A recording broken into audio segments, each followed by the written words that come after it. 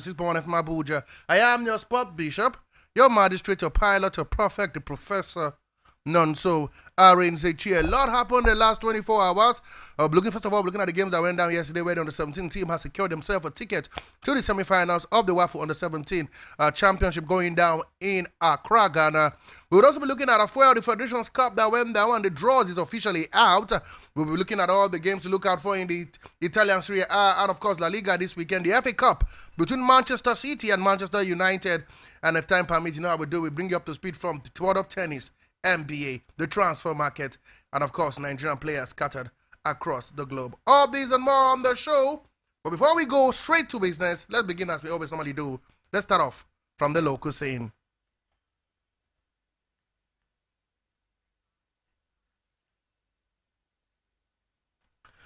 Okay, we go to the newspaper headline. What's the newspaper saying this morning? I go to Complete Sports, and this is what Complete Sports says. Igalo bags 16th goal of the season in Alwada's away draw. Rogers delighted for Atlanta's hero Lookman. Man United set to intensify effort to sign Adara Bioyo. FA Cup final. Man United will be at their best against Manchester City. This coming from Eric Ten Hag. 2026 World Cup. With our players giving 100%, beating South Africa won't be a problem. This coming from Finidi. Lookman credits Atlanta boss Gasparini for impressive form. Mikel tips Borussia Dortmund to win the Champions League final. And of course, Barcelona chief Deco impressed with Lookman's performance against Bayer Leverkusen. Palmer named Premier League PFA Fans Player of the Year of the season. And of course, we told you already that Oseni on Manchester United radar. Super Eagles will soar high under Finidi. This coming from Dosu. Golden Eaglets flop Togo. Seal semi-final spot.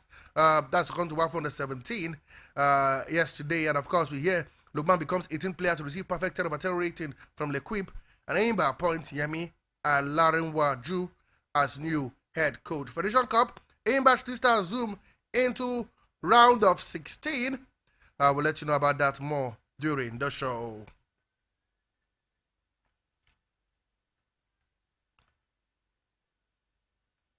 Okay, now we go to Sporting Live, and this one is telling us, what is Sporting Live telling us this morning? It says, Finidi not ready to stay in Abuja.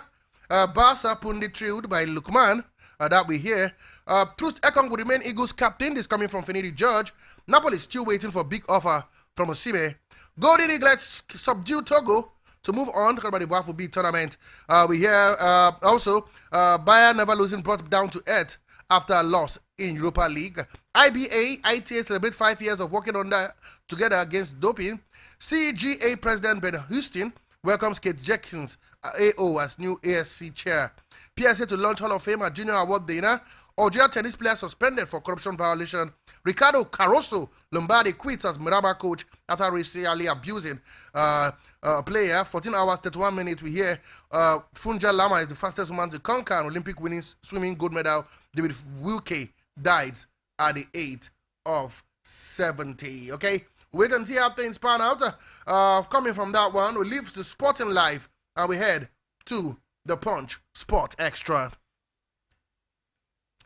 Okay, the Sport Extra, we hear Eaglets, I beg your pardon, our coast clash for under 17 AFCON ticket, Ivory Coast clash for under 17 AFCON ticket, Lagos Derby, highlight Fed Cup last 16 fixture, Lookman Europa Heroics, excite Finidi Eguavon, Lookman game changer who found love in Bergamo, Oshunaike decries following standard of Nigerian table tennis, Nigeria slam Finidi over Eagles captaincy comment, Rangers boss dismisses claims of financial motivating Kwara United. We hear Aimba names Olarewaju new head coach. Ivory Coast clash for under 17 AFCON ticket. We talked about that earlier on. Kabuika T20 female yellow greens in tough battle for places. And Rover Handball League impressive. Toje Marine downs Pillars 27-22 in Benin.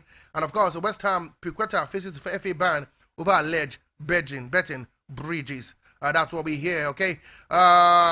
Also, we hear that FIFA replaces Nigerian on a match official. We talked about that yesterday on the show. And finally, on Vanguard Sport, we hear that West Ham Paqueta charged with alleged betting breaches. WAFU B under 17, Golden Eaglet qualified for semi-finals after 3-0 defeat of Togo. A new West Ham bottle to peg vows to make big noise. Sporting Minister showers encomiums on Europa League Demola Lookman.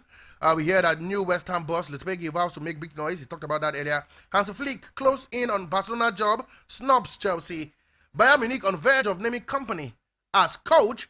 And I'll hear how Nigerian inspired me to do more. This coming from Lukman. Lukman, Europa League glory, good for European-based players. Finidi George. Ten Hag vows to save Man United project by winning FA Cup. We hope that would happen. Doncic, Ivan lead Mavericks to game 1 win over the Timberwolves. And of course, finally we heard, of course, Ademola Lukman hat-trick, St. Leverkusen hand Atlanta Europa League title. Okay, this is how much we can take from, of course, the newspaper review. Let's head out from the newspaper review and head out now to the local scene.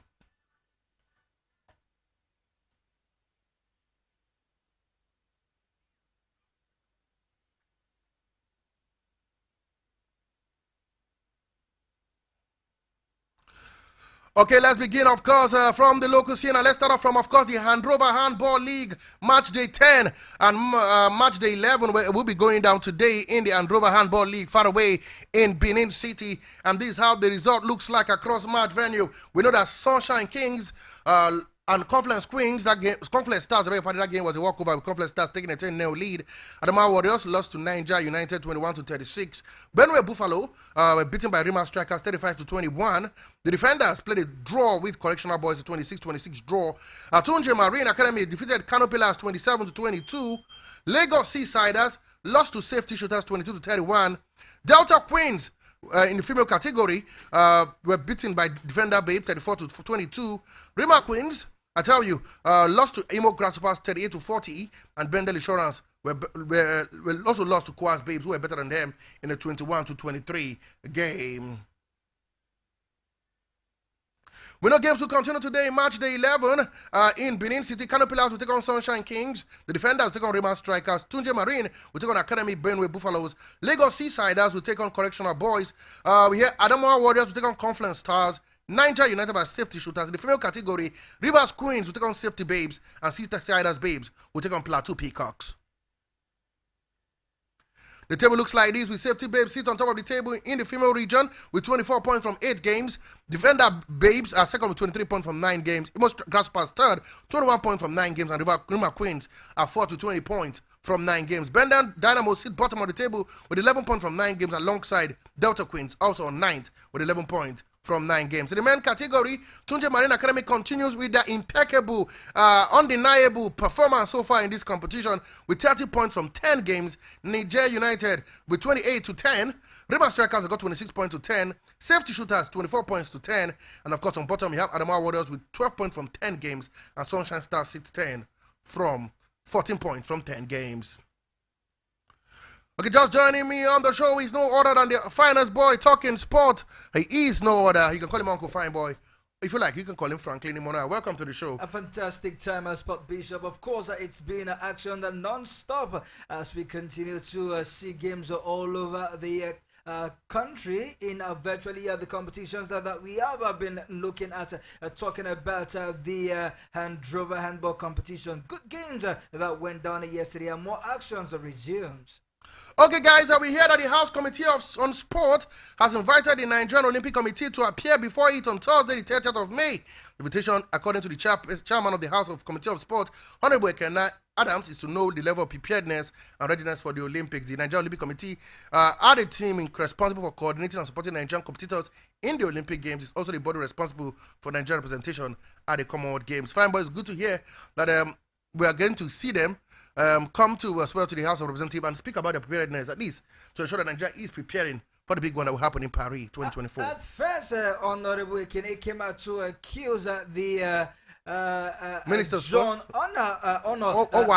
Eno's board concerning the shabbish and more like hidden agenda, as far as their preparation is concerned, as well as his level of not being transparent in his dealing. But that has been put to bed when the minister had to reply to him that virtually all they're doing is to see how the country can progress. And now we hear that they have been summoned, and perhaps we will see the blueprints to which the ministry as well as sport in general they're trying to put together as long as the Olympic is concerned.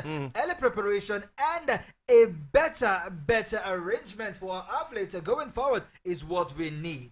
Okay, guys, I'm moving forward. Now let's go to the world of football. Golden Eaglets, we know, are through to the semifinals of the WAFU Under 17 Championship in Accra, Ghana, after a 3-0 spanking of Togo, the Togolese counterpart, Abdul Muniz, Abdeleke, and scored a brace, and as well as solitary strike from Rafa Adams, who also scoring his second goal of the competition. We now know that Nigeria will take on Cote d'Ivoire in the semifinals, while host Ghana will play Burkina Faso. It was a sweet victory yesterday, I must say, Spot Bishop, despite being not impressed with the pitch. I saw the game, I saw the pitch. It was Quite bumpy. very shambolic for that kind of competition. But maybe just that they are looking at it as a cadet football. Absolutely. More like under 17 and not the senior team. But all in all, the team put on a decent performance. Prior to the game, there were some emotional imbalance for the team, going by the evident poll that had to the game to be shifted twice. One the previous day, and the second, it was supposed to be 9 a.m. Nigerian time. It was now extended to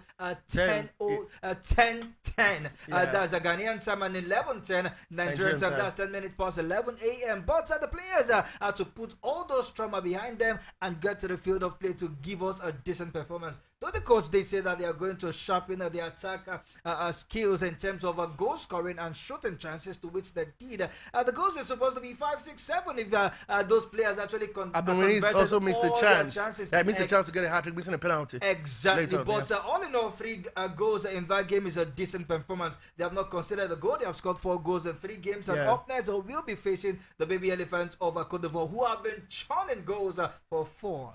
Okay, guys, we'll see how they pan out. We keep following that tournament closely. And like I said, one more win for Nigeria, and they will be playing at the African Cup of Nations, the 17 Championship, later this year. Now, quickly to the Women Football League, match day 4 today in Faraway Samson Siasia Stadium in Yenogwa, Bayelsa State. We know 3 games will be going down today. Edo Queens will take on Nasarawa Amazons. Rivers Angels will be hoping they get back to winning ways when they play Confluence Queens. And of course, Bayelsa Queens take on Heartland. That game is later today. But the big one is Edo Queens. A win for them can push them closer to the title. Though they lost the game against Rivers United, they sit on top of the table with 6 points after 3 games. Absolutely. Haven't been defeated by Rivers United. They have to bounce back emphatically, and they put 3 goals past Heartland Queens over Owerri. It seems that they are the highest scoring team so far in this competition. They have scored about 9 goals in just 3 games, and a win for them will take them a step closer to winning this title, to which the coach is actually rooting for, as well as the players. So we continue to see how that one pans out. As for Rivers State, Rivers Angels, I beg your pardon, they are ready to, just like the coach said, Ogbonda, that they know what's at stake, and they are ready to retain the title they won in the last edition. But Bayelsa Queens, they are also ready to push Edo Queens and Rivers Angels aside. I love women football because you don't know what to expect. Any team at this point in time have a chance of still winning the Nigerian women football. We keep giving in swinger from Bayelsa. We know a winner of this competition will get a ticket to represent Nigeria, not only at the WAFU stage. If they do well at the WAFU stage, they could represent Nigeria come the CAF Women's Champions League. And moving on, guys, the Federations Cup has come and round of 32 have come and gone, and the round of 16 is upon us. We hear Lagos State Derby awaits football lovers across the country as Inter Lagos will battle Ikorodu City at the Presidential Cup round of 16. Both NNL teams will compete for the Super 8 in Enugu. We'll be looking forward to another showdown at the Presidential Cup for a place in the quarter-finals. Ikorodu had beaten Cote 2-1 in the round of 32. Inter Lagos round 4-1 on penalties after a goalless draw against Hamola FC. Other fixtures have Sunshine Stars taking on Rivers United. An all MPFL tie, that's the one I'm looking out for. Katsina United will take confront Kano Pillars. Aimba will face tricky tie against NNL Giant Sokoto United, and of course Nasarawa United, Sokoto United, who dumped out Nasarawa United, why the surprise package with tourists will battle EFCC. Aqua United yesterday won 4-1 against Zamfara Speeders, coming from a go down to do that one. They would play Kebbi United. Wicked Torres will take on EFCC. Economy Warriors vs Shooting Stars. Ikorodu will take on Inter Lagos. Kwara United vs Abia Warriors. Sokoto United vs Ayimba. Sunshine Stars vs Rivers United, and Katsina will play Kano Pillars. Fine boy. Absolutely. Looking at those futures, indeed, they are mouth-watering. But just one team that is doing well in the Nigerian Professional Football League, and they look like a team destined to win this one, is Aimba in all based on recent form and based on recent performance, as well as Kano Pillars. They might just want to see how they can have first go beyond Castilla United. But I see Aimba as one team that is very, very serious to win this tournament. The game yesterday, the likes of Zamfara Fides actually got the early goal first before the opponent had to score four goals to make sure that they are the better side. But going through this fixture, looking for Bendel Insurance, of course, I couldn't find them. They are knocked out by Wiki Torres, and Wiki Torres will be playing at Abuja-based EFCC FC. That is where my heart belongs to. End of the road for Wiki Torres. Anyway, guys, we know that ABA have announced the promotion of assistant coach Olariwaju Yemi Daniel to the position of the head coach at least until the end of the season. This is out of any George. I picked up the job as the coach of the Super Eagles. And of course, before we leave the local scene, we hear that a certain Victor Osimhen could be penning a 7-year contract with English side Chelsea in the summer. We hear that Osimhen is fully focused on playing the Premier League.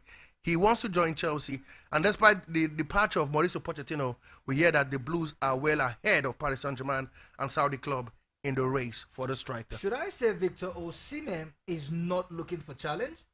Should I say Victor Osimhen where should he head to, boy?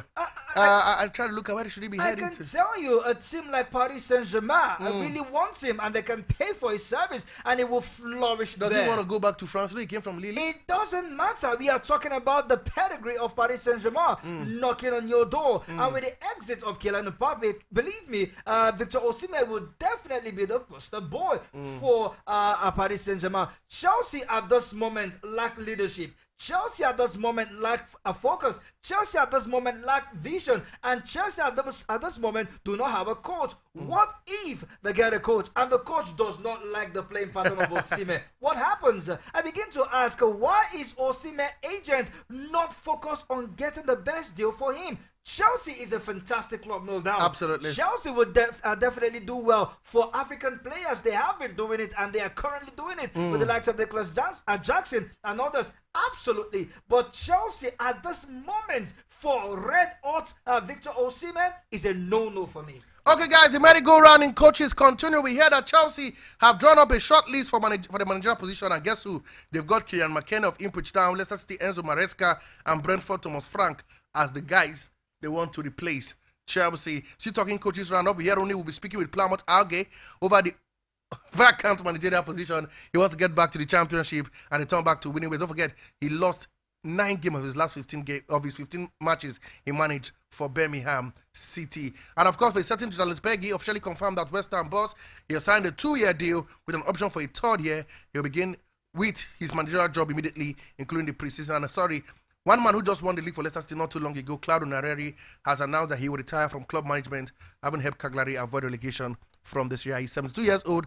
He has managed 18 clubs, including the national team of Greece, since 1986. One man that will be loved, one man that is panache and his calmness on the technical top line is something that I will sorely miss, especially his days as the coach of Real Madrid and of course Leicester City. He did absolute wonders. As for Chelsea, I wonder again, you let Mauricio Pochettino go and you do not have a steady replacement for him. It's been a merry-go-round. For a team like Bayern Munich, I will understand. Look at West Ham. The moment David Moyes announced his departure and the club confirmed it, they already set sights on who they wanted. It was just a matter of negotiation, and voila, they now have a certain Julian Lopetegui that will take over. And this man has started strategizing for the summer in terms of players coming in and players leaving. That is a serious club. But as for Chelsea, it is still dally with coaches. We hear that 4 coaches have been shortlisted to take over the managerial position. And then you begin to wonder,